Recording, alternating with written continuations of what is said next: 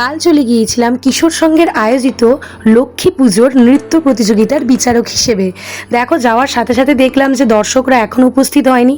তারপরে রাত 8টা সাড়ে 8টার দিকে নাচের কম্পিটিশান স্টার্ট হলো। এখানে 40 জন প্রতিযোগী হওয়ার কথা ছিল, কিন্তু লাস্টে অনেকেই অনুপস্থিত ছিল, যার জন্য দেখো এখানে 30 জন নাচ করেছে। আর এই যে আমার মার্কসের খাতা।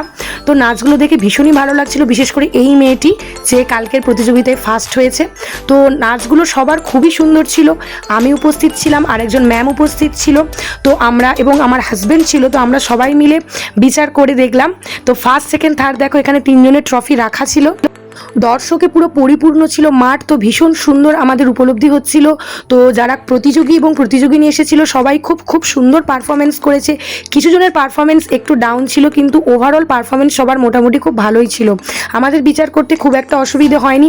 তো দেখো এখানে লাস্টে পুরস্কার বিতরণী হচ্ছিল এবং প্রথম দ্বিতীয় তৃতীয় সবাইকে প্রাইজ দেওয়া হয়েছিল, এবং তাছাড়াও ছিল সবার জন্য সান্ত্বনা প্রাইজ। এত রাত হয়ে যাওয়ার পরেও যে এতজন উপস্থিত ছিল দর্শক, সেটা দেখে সত্যিই খুব ভালো লাগছিল।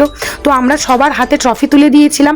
এবার দেখো এখানে থার্ড হয়েছে যে মেয়েটি, সেই মেয়েটি স্টেজে উঠে এলো, এবং এখানে কমিটির তরফ থেকে তাকে টাকা যে নির্ধারণ করা ছিল সেই টাকা এবং ট্রফি এবং মেডেল দিয়ে তাকে পুরস্কৃত করা হলো।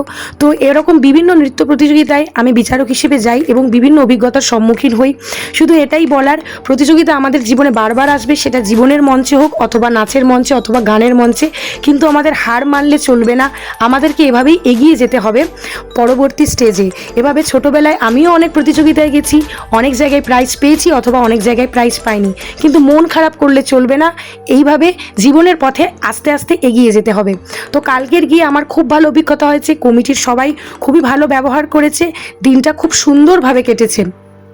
খেলায় হার জিত ফলাফল থাকবেই, জেতার সাথে সাথে হারটাকেও মানতে হবে। তোমাদের কেমন লাগে?